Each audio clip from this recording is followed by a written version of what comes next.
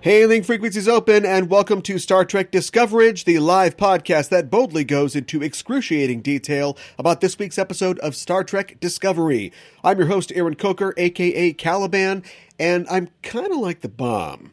Joining me on the show, as usual, is my co-host. She's also the co-host of the Generations Geek podcast, a more or less family-friendly celebration of geekdom. It's Ella Pearson. Ella, welcome back to Discoverage. Thank you. All right, we're back in the 16th week of the 23 weeks of Trek. How you doing? I'm good. I'm enjoying, in the 16th week of Trek. Very happy to be here. What was your favorite? What's been your favorite week of the 16 weeks so far? Ooh, my favorite week. I knew we should have done that advent calendar like we were talking about. I think, oh my God, you're so right. And I'm going to have to say that my favorite week was Disco's premiere, I think. Yeah. Just because of the excitement and the vibe. Yeah. Yeah. Mine was that episode of Lower Decks I liked, and I can't remember which one it is now. You're like, that one that I did enjoy. The one I liked. That was my favorite week so far. Mm-hmm. Before we get talking about our episode for tonight, I wanted to dive a little bit into Star Trek news. I don't know if you are familiar with the SETI program, the Search for Extraterrestrial Life. I got it. That's probably something like that, right? It's the Search for Extraterrestrial Intelligence. Well, there is a sort of an offshoot or a version of that called METI, which is Messaging to Extraterrestrial Intelligence, or Active SETI, where they don't just listen. This is the thing that's actually sending messages out there. And Anson Mount, the actor behind Captain Pike, has announced on Tuesday that he had joined the board of directors to help in their effort to search for extraterrestrial life. What?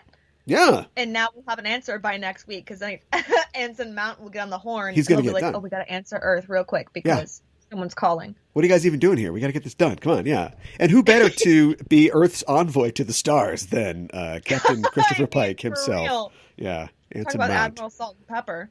Yeah, right. Yeah, the alien's going to be like, yeah, this seems like a nice planet. Like, oh, you got this on Earth? Okay, all right, okay. Yeah, it's warm, musky. I'm on my way. I want to check this planet out, yeah. What do you think about the SETI and the METI efforts? Of course, I think SETI is kind of kaput, isn't it? It's kind of shut down. But METI is still going. I don't think I'm super caught up on exactly what they're doing. Mm-hmm. I've always had hope that in my lifetime we'd know something, but I'm excited enough to hear about like there being water on the moon. Yeah. That a was lot exciting. of water. I like screamed in my car. My roommate was like, "Yeah, we're having a nice day," and I was like, "No, there's water on the moon." So I believe in it, but I don't have a ton of like expectance to receive something. Yeah. Before I die, which is okay.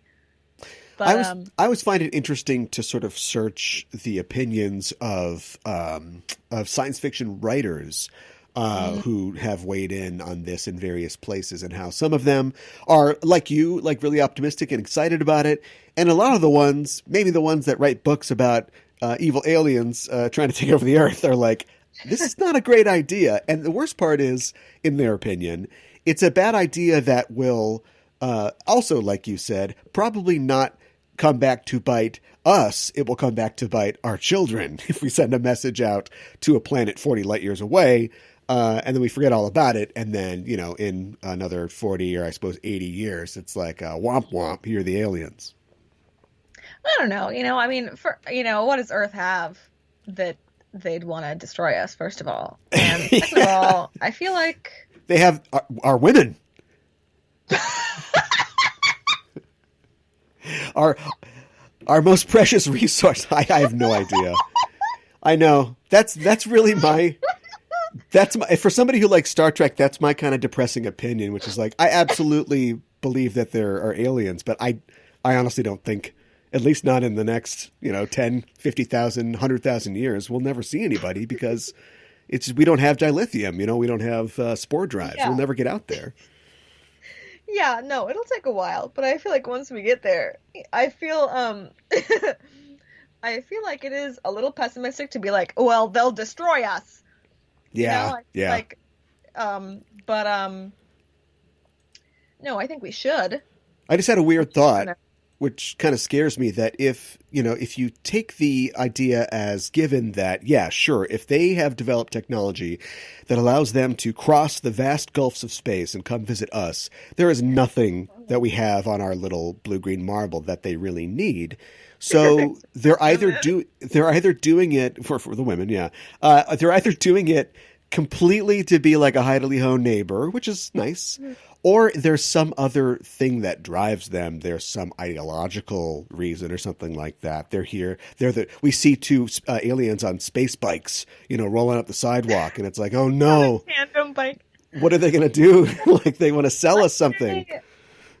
Let's say that you are an alien and you receive like a very ancient form of communication. Let's say you're an alien on a spaceship that can travel across galaxy. Right. And you get our little like Morse code, like boop boop boop boop. Hello, we are Earth. Are you there? I think they'd be like, oh my god, cute, Right. Yeah. It would be Oh, like, gold I'm record. gonna destroy you. Yeah. Yeah. Get out the phonograph. Yeah. Yeah. Yeah, and their reaction to that would be crucial for our future existence. But I remain optimistic in that regard. I also Saturn Run by John Sanford. No. Ooh, big recommend. Okay. It's about there's what they think is an asteroid is heading towards Earth, and then NASA realizes that it's decelerating. Oh. But as we know, you can't, an inanimate object cannot decelerate in space. Right. So bada bing, bada boom. Okay, that's always a kind of scary scenario. Isn't like that Rendezvous with Rama? Isn't that happen in that book too? Huh? Rendezvous with Rama by Arthur C. Clarke. It's like something else is coming towards Earth, and they're like, that's weird. It doesn't act like a regular thing, and then they find out like, oh, it's full of like stuff. This is like an alien thing. I mean, yeah, that's basically Saturn Run as well. So that's even happened to us because that happened like was it last year or the year before? Like a weird object came into our solar system. A weird object from we know it came from at least outside of our solar system, possibly from outside of the galaxy. Came through our solar system, went around the sun, and didn't, according to like our calculations of physics, didn't move faster than it should have. Like it kind of seemed to speed up, and we're like, huh. Well, it might have been an alien. Who knows? We just lived our lives. So clearly people don't care.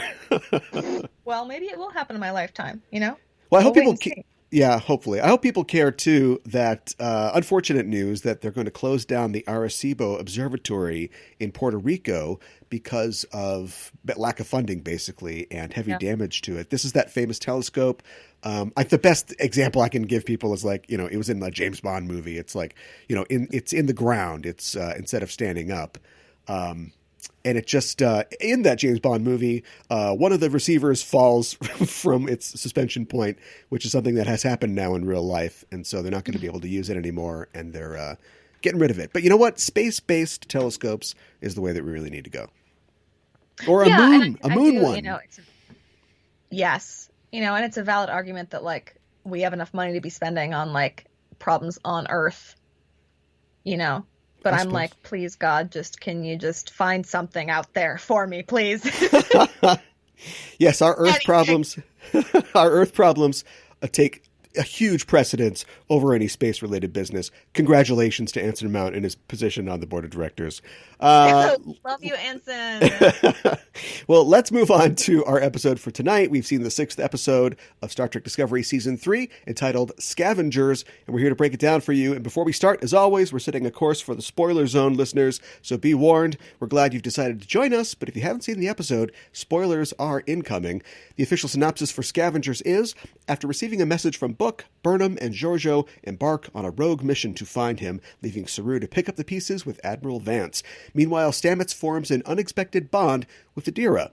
This episode is written by Anne Coffell Saunders. Saunders is new to Star Trek, but not to TV writing. She has written previously for shows like Battlestar Galactica, Smallville, Revolution, and The Boys, and has been a producer or co-executive producer on shows like Revolution, Timeless, and on Discovery.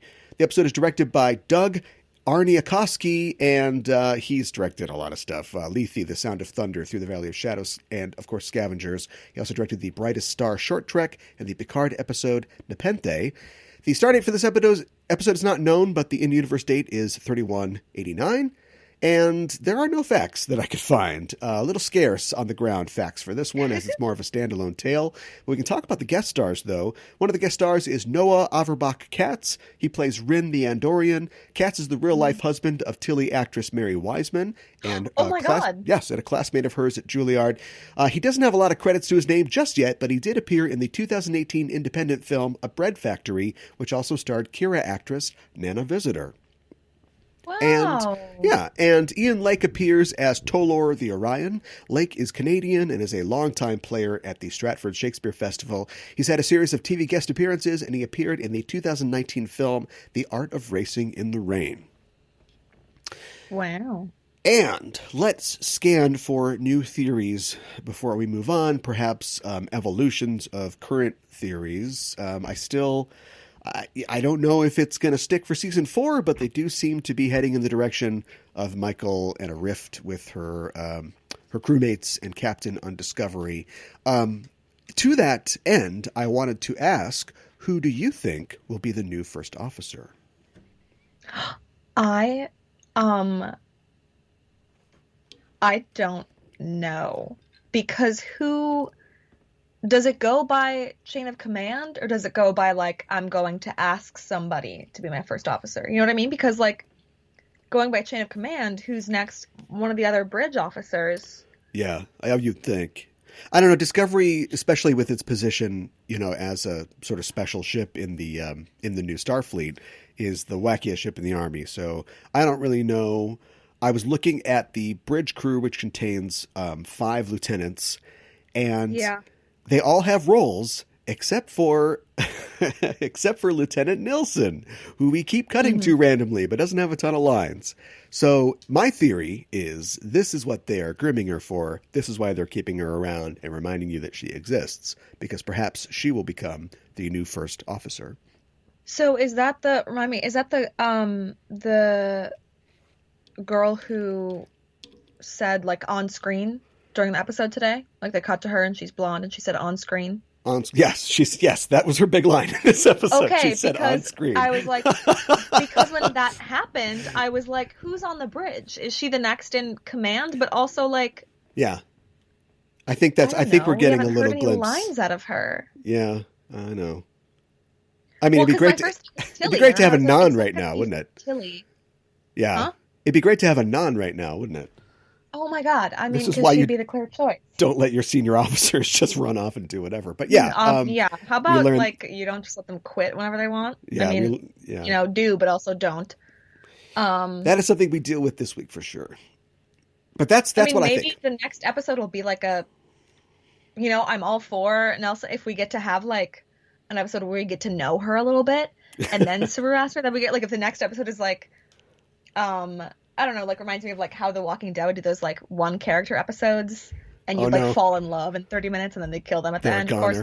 Yeah. But like if we get that and learn a lot about her, and then Saru is like, will you be like my first officer? That'd be fantastic. Yeah. But I'm kind of at a loss. Who do you think it's going to be?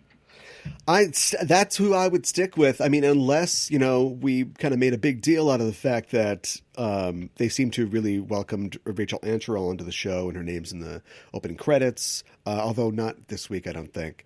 So, I think non could. If I was a Vegas odds maker, I would have, Sarah Minnick at 2-1, and I'd have Rachel Ancherell at 3-1 or something like that. I think that she's also a likely candidate, but you'd have to sort of explain away why she's like, okay, I did it. I missed my home, and then I, listened to a couple records, and now I'm okay, and I want to get back to work. So I don't know how you'd explain that, but yeah, her exit was so fast. I also I was a little surprised that he just demoted Burnham, because obviously she essentially what she did was not right. Although I liked that Admiral Salt and Pepper was like, if you had told me about this, I would have wanted to send you. I thought that was good, but Michael's been there for a year already. Like, she knows a lot about the future. And so even though she disobeyed Saru, I think it's like she's getting used to being back on a Federation ship, number one. Number Yeah. two, she got like the trauma of being alone for, even though she had booked being alone for that year. And then just it's like she knows her way around. Like, I feel like I would want that person being my first officer, and also, let's be honest, that was pretty predictable behavior from Burnham right there. Yeah. It shouldn't have been a huge surprise. Yeah. I guess I wouldn't want a predictably seditious first officer just in general. Maybe science is fine for you. Yeah.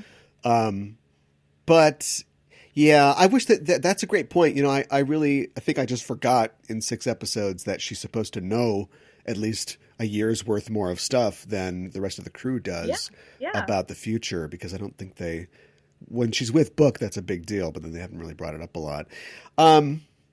Yeah, I don't know. I mean, I guess I'd also put Michael on the board as well, as, healing that rift and coming back. But I don't know. It's an open question. He'll be like, just kidding. You're the best. Like, that he'll take it back. Yeah, you are right. You're always right. Maybe. He chooses. It's Giorgio. Yeah, there you go. Can you imagine? Yeah, we could talk about Giorgio as well, if we're just going to do theories. What do you think is up with Giorgio? And I think we can kind of assume that it's grooming her for her own series. But if you don't think it's that, what do you think it is? Well, I was thinking about that this episode, and honestly, I really don't. I don't know. I feel like this season I have no theories, but this episode I was like, is her issue just PTSD? Just like are they pulling something like that? It's just you're like, what sci-fi thing is this? And then they're like, it's just trauma, and it's like a learning experience. That's the touchstone. Like, yeah, for this season, everybody's experiencing trauma. Yeah, I mean, great and fantastic, Iron Man 3, but still, yeah, Iron Man 3. I'm a little bit like, because I mean, did something happen to her that I should be concerned about? I feel like I don't know. So I read the Discovery. Was it Aftermath? I can't remember what the title of the IDW comic series was, but there was like a backup series, and they show Michael Burnham, Mirror Burnham. And I can't remember what happens in the comic, which I guess is not. It's my memory. It's not the writing. The writing's fine. But does she kill? She kills Mirror Burnham, right? Or isn't that? I think that's what we're seeing in these flashbacks. She feels bad about killing her daughter figure, and that's at the core of what her lack of trust. Although she doesn't trust anybody, it's extra so with our Burnham because of her experiences with Mirror Burnham. I think that's what we're going to, right? But I thought that. So it is. You think it's something in her head and not something sci-fi? Like, it's not like, oh well, I think jump through one too many universes and time too many times, and she just feels crazy. I mean, Cronenberg might have given her something to bring it out, but he slipped her some psilocybin or something like that. Just a drip, a little bit. I don't know. I feel like. I mean, I do feel like. What's his face with the glasses is going to be in the new series. Yeah. And cool. All that stuff. But I don't know. I mean, I feel like it's a toss-up. Like, they're not really giving us a lot to work with. Like, so far, she's just a little distracted. Yeah. She wakes up in time, though. Every director whose output has kind of dropped off as they get older should then be forced to be an actor. So you just stick them out there, and it's now it's your turn. Dance, Hitchcock, so far, dance. I'm just did you guys put a bird did on the him. Time jump give you all extremely severe ADHD? You're all just kind of you don't know what's going on. I don't know what, if it's a sci-fi thing, if it's a mental thing. Yeah, I have no idea. Yeah. We'll talk about it because we're talking about it right now. Scavengers. Overall, what'd you think about it? I enjoyed it. Yeah. It's not. It didn't stand out to me, but I think that's maybe kind of mean because I feel like it was a good, solid episode. Mm. Um, yeah, I don't know. I liked the scenes between Paul and Adira, even though I still feel freaked out about her whole thing. Her imaginary Um, friend. Yeah. Imaginary yeah. boyfriend. Yeah. And I liked I'm happy that we got the new black box, and I mostly enjoyed Michael and Book's like um I lost the word. Like they Clinch? got to see each other again, Yeah. and that's great. Um I don't know. I feel like maybe the things that I would like nitpick are just like personal things. Like I'm like, Paul, why wouldn't you ask your doctor boyfriend why the human with the trail symbiont can see her boyfriend who was the previous host? Like, that's weird. Not a terrible idea. um, little things like that. I don't know. So good. I mean, good overall.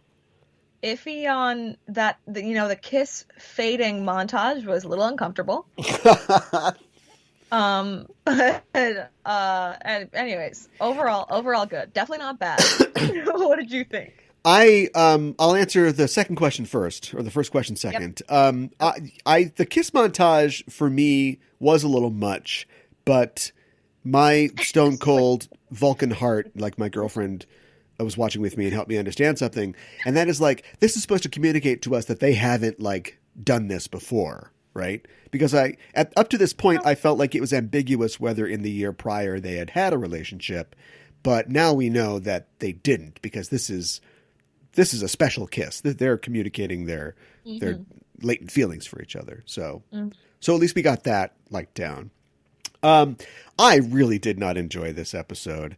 And I guess I could look at it from like the positive spin of, yeah, I mean, it's well executed. They always are, but I just I don't recognize this as Star Trek, to use a loaded phrase. I just don't know why we're doing this. It's just somebody. There's a great, and I'm not going to. They don't drag them into this. These are my opinions, not theirs. But I'm going to borrow something from theirs. There's a great Australian Star Trek podcast called Antimatter Pod, and they were talking about last week's episode, and they're like, Sorry, I'm just imagining all these words in an Australian accent.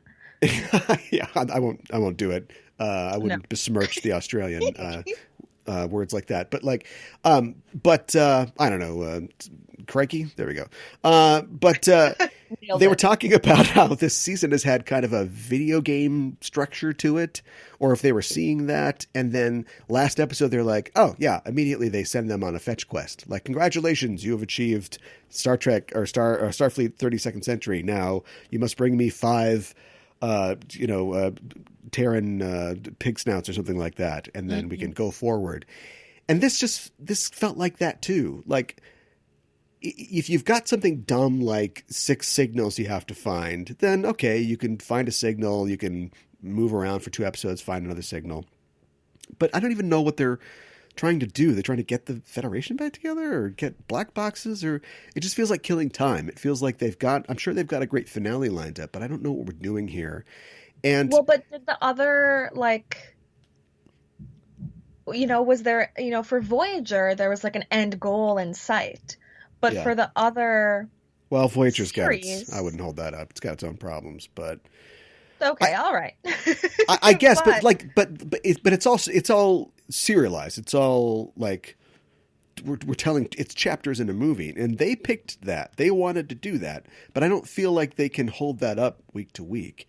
And really, whether they succeed or not, it's down to opinion. Personally, I feel like in Star Trek generally, the conflicts are nominally external.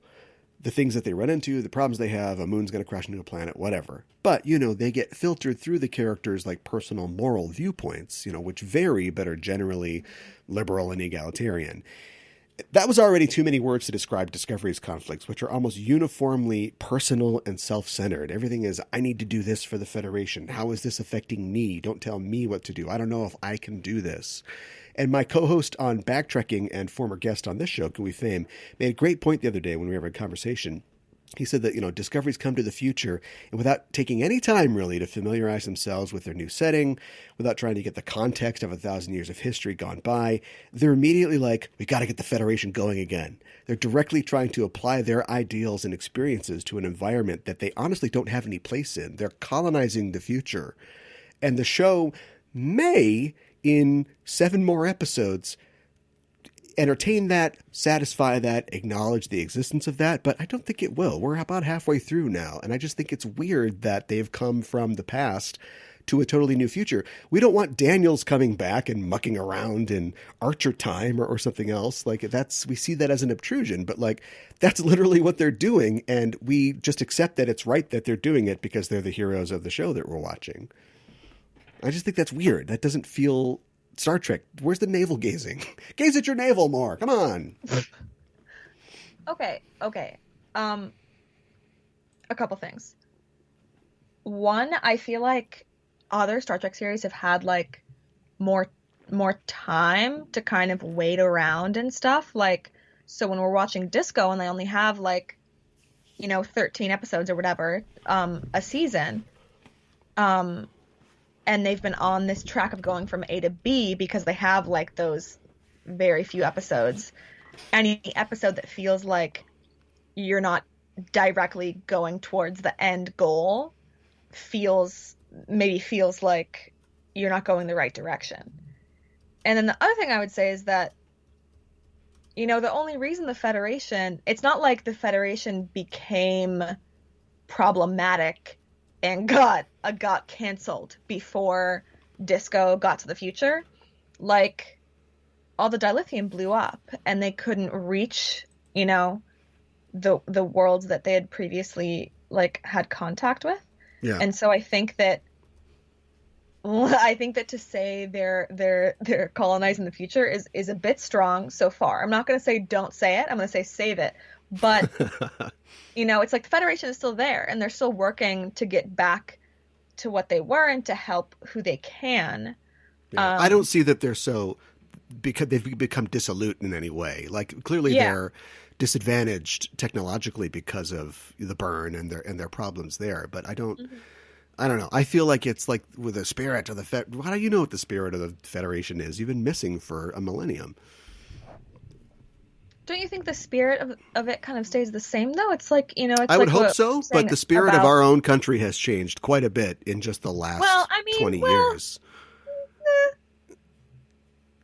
Well, but, I mean, I think this is the debate that they want to have. I mean, they did this 2 years ago with season 1 with a populist, charismatic leader with bad intentions. I mean, this is what they want to do. And rarely has Star Trek really driven a spike through some great political commentary. It's usually Frank Gorshin, with a black and white cookie face. But I don't know. I just feel like they can just say, politics, right? Star Trek. And I just think that I feel like you got so many people working on this show. You could do better than that. Yeah.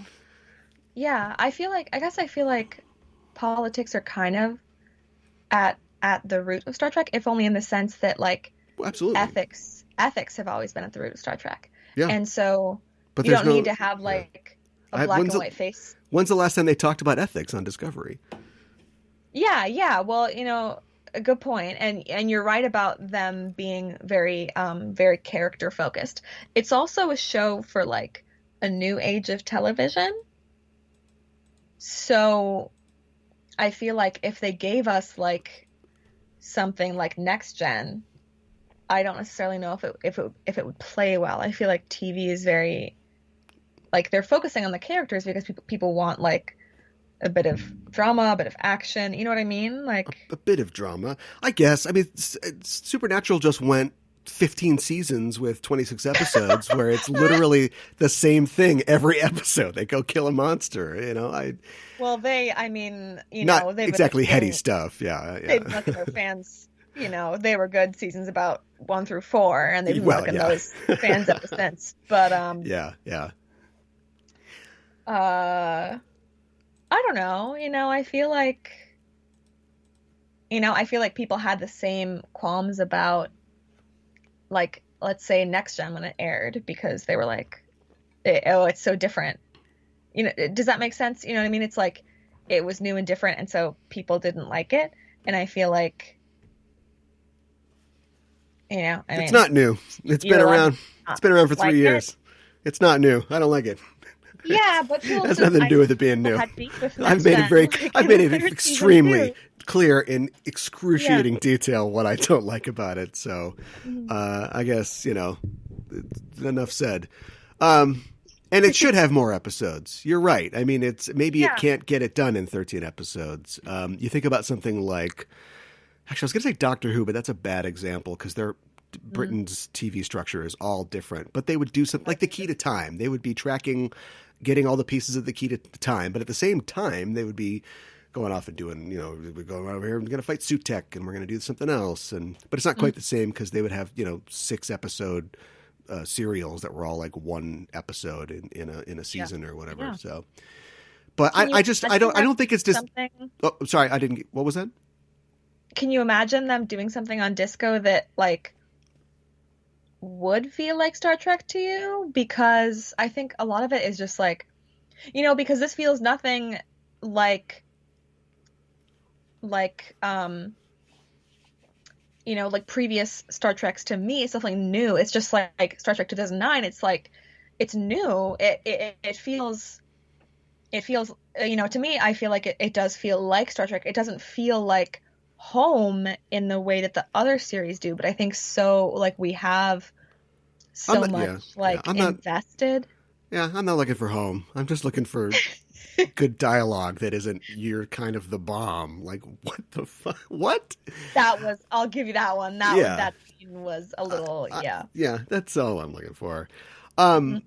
I did. So I was really dismayed that we did. I mean, we'll get it in the future, but I really wanted to like kick the tires on the new Discovery. Let's get those detached nacelles out there and see what Disco can do now with all of its stuff. And I was thinking the food is probably a lot better. They don't have the food slots anymore. They've probably got like full on replicators or whatever they've got. We don't even know what they've got in the 32nd century. Dude, something crazy. Real alcohol? Yeah, no one. Yeah, no. I bet no one in the 32nd century says, yeah, "It's just this not quite as good as homemade." It's like, no, now it's all homemade. Mom's replicator, TM. Oh my, can you imagine? I wish I had that in college. Yeah.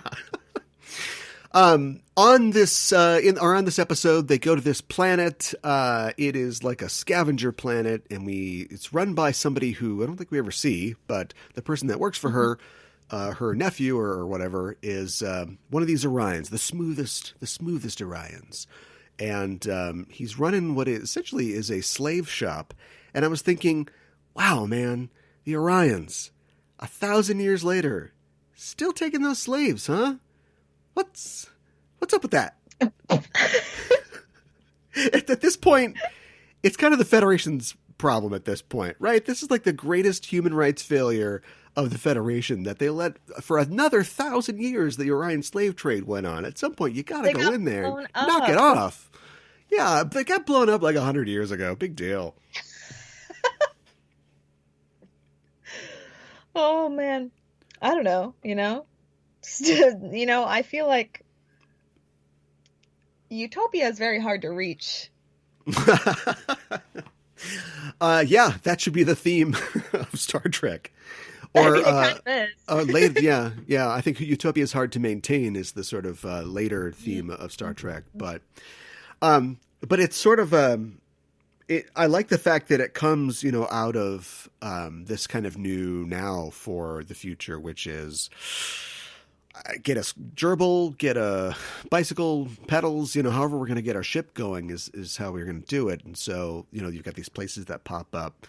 And of course the Orions and the Andorians come in and take advantage of people needing parts for whatever Rube Goldberg contraption that I'm sure they've got their ship running off of.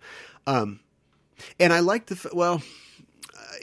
again, this is like, I think if this was an earlier Trek show, we would just start in orbit. We would go down and try to infiltrate the thing. We would get captured, and then we would learn the stories of Rin the Andorian, and we would be involved in this thing instead of just sort of, yeah, there's a guy and everybody hates him because he felt like he had to work with he had to collaborate basically to get along, and then he gets to redeem himself in the end, and that's cool, and then we're going to move on, and that's fine. But I like that idea of having that character who is sort of stuck in that position. Don't you think they cut his antenna off, which for an Andorian, bad news. But this is the 32nd century. They have all kinds of ways to reattach things to other things. Like, don't you think they could give an Andorian his antenna back? Hopefully, Culber can hook him up with that, or get him some synthetic you mean ones. like what? Like it's an organ donation? Like when an Andorian dies in the Federation, he's going to donate an antenna? I know they're complex structures, so maybe just a flesh like Renator wouldn't work, or get him some robot ones or something. Get him a bigger dish up there. Some robot antenna. I mean, give him Daredevil it's radar. Not out of the question. But they saved that guy, because when he got shot, I was like, oh, great. So the Quisling guy, gets to redeem himself with the tiniest little character arc. Meanwhile, Tilly's wrestling with a cat. But anyway, but if they're going to save that guy, I want to see that guy. And if he's played by her husband, we'll see that guy again, right? I imagine, and I thought that he was going to die too. Even just that scene with him and Book like staring into each other's eyes meaningfully, I was like, he's dead. He's big dead. And maybe, no, you know what? I knew that Book wasn't dead because I knew they had a kissing scene. But I was like, he's big dead. So to save him, I agree with you. They saved him. We are going to see him at least once more, and then maybe he'll die. and then big dead. Yeah. Give him a cool helmet or something to compensate for his lack of antenna. Yeah, like half of a. I've brought this up. This is the second time. Like half of an Iron Man helmet. Yeah. Not over his face. Yeah, like the Centurion helmet. Yeah, something like that. Yes. Lots of lights. I want more lights. These lights don't do anything. Give me more lights. No. Talk about Marvel. It's just Loki's helmet. He's got huge antenna. Yeah, and it's got the horns are antenna. Yeah, perfect. They're like, you're crazy. You can't even fit through doors. I love it. And the action metal on metal every time he tries to walk through a door on Disco. Yeah, clang. Oh, here comes Ren. He's like, oh, sorry. The action of the prison break was a prison break, which is we don't get a lot of prison breaks on Star Trek. That's cool. I thought most of the action was just sort of like boilerplate B-movie. They literally are. They must be referencing. Come on. Well, they must be referencing Running Man with the guys, with heads blowing up and everything, in a scene which I was a little disappointed. I know this is the way the script is structured, so it has to go this way, but they're literally just going to watch this guy get driven out, past the fence and watch his head blow up. And you've got Michael Burnham and Empress Giorgio, the two galactic badasses that you can't tell anything to. And then it's like, yeah, there he goes. Oh, he almost made it. Like, they're not going to do anything. It seemed so cruel. They couldn't, it did, and it was sad, but what could they have done, really? They didn't have any way to shut down the perimeter things yet. They didn't have any way to save anybody. If they'd started a fight, I don't think they would have won it. And I think they knew that because they're badasses. Riker would have ran out, tried to stop the guy. He would have gotten a punch in the gut. And then because of some law, something in the charter they signed, the contract to get down to the junk planet, anybody that interferes becomes a slave. And now Riker's a slave too. And the stakes go up. Have to do Prison Break Part 2? And the stakes go up. Yeah. But there was nobody to save Michael and Giorgio. Well, that's why you add somebody else. Send Oo along, or send Reese along or something. Mm-hmm. Give him something to do. Mm-hmm. So there's all of that, and that's about it. I mean, not a whole lot goes on in this episode. We did talk a little bit before about the conversation between Stamets and Adira, which I thought was nice. It seems like Stamets is just the kid wrangler, I guess, on the ship. Like, we're just going to bounce all the new young characters off of him. Tilly, and in this case, Adira. I thought it was both good and bad that they found the parallels in his situation to Adira's situation with Gray. So that was good. Like, it was cool that they could bond over that, and hopefully that will turn into something. But it's also like, yeah, oh, you're gay, and your gay friend was killed. Oh, me too. Like, it just highlights the problem that the media has, but that this show has as well. They're like, traumatized, queer-coded children, traumatized gay adult. Yeah.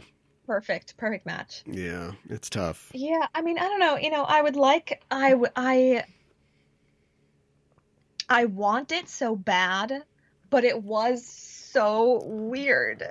It was so weird. And her being like, oh, he says that he likes you. I'm like, what are we doing? What are we doing here? Yeah. Because I'm uncomfortable on just like several different levels. The And only the way, first level is it's awkward.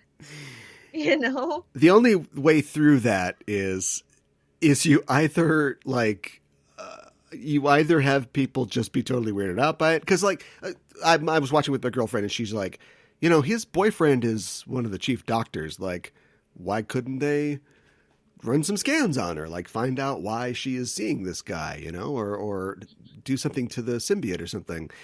And I was like, yeah, that's fine. But also, like, maybe check her head or something. You either, like, look at it from a scientist perspective because they're all scientists, or you just play into it and he's trying to talk to Gray, but he's talking to the wrong side of the table. Oh, no, he's over there. You know, you, like, just, you play up, like, the comedic part of it. And they played it totally straight, which was touching, but is this the future of the Adira Gray continuum character? Just her explaining what he's saying? I don't understand. I was already a little, and I think this may be a me thing because I want to see it as wholesome, but I'm a little creeped out that, you know, it's her boyfriend's symbiont.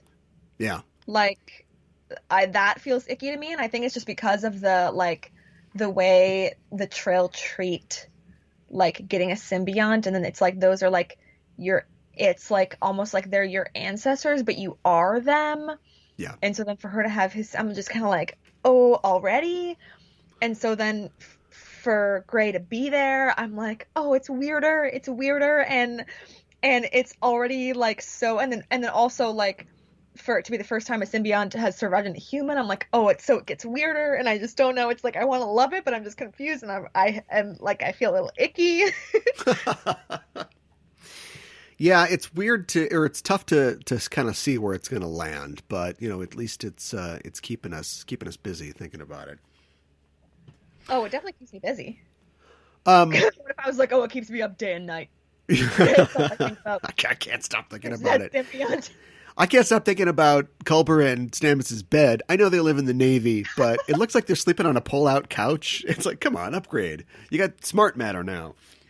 The Starfleet beds look weird. Also, they haven't addressed how, like, I guess we're just supposed to accept that they're, like, together again and it's back to normal. But they had the whole thing last season of, like, oh, I can't do this with you. Like, this isn't the same. Yeah. And then they went to the future and it's like, oh, we're living together? Yeah. He got stabbed in the chest. I don't know. I like the outcome, so I don't really care how we got there, I guess. You know, kind of me too. I want them to be together. That's fine. It's fine. We'll give them the, you know, the gays have been through enough. Yeah. I also thought that the language or the way that they discussed the Trill was interesting, and of course, I don't think either of them are really familiar with Trill, their customs, or anything. Adira maybe with what memories she can get back, but they were talking about like Gray's existence and what he sort of is, and they said soul, and Adira said. Yeah, she said, she said soul, and right before she said that, my girlfriend on the couch was like consciousness, and she's like soul, and I'm like, wait, yeah, it should be consciousness, isn't it? Or at least Stamets, as a scientist, you think would view it that way. Maybe the mores surround. What was that? Do you think that he is taking her seriously? Like, I think. Adira you think he's just humoring her? I hope not. Well, I don't think that he's humoring her. I think that he thinks that she means like, oh, I'm talking to my dead boyfriend. Oh, and he's like, I relate to that because like I would too. But it's like that's way different than like my grandma talking to like, you know, the urn in the house. It's like Adira thinks Gray is there or he is there. You know what I mean? So Paul's like, oh, dude, no way. Like when my boyfriend died, I thought he was there too. Yeah, and I talked to him sometimes. Like I talked to him too. I brushed my teeth. Like, yeah, but it's like, that's not what's happening. You know, I didn't think about that, but I also don't think that the scene dug far enough to get an opinion on that. But Yeah. the question that I was trying to raise is like, I wonder if over 1,000 years, like opinions in the Federation and its confederated worlds about spirituality and religion have changed at all, because we always, Picard's like, I don't give that claptrap and that hokum or whatever. But maybe in the 32nd century, they have a different opinion. I don't know. But to what? Maybe they found the soul Like, with their tricorders. God, I wish.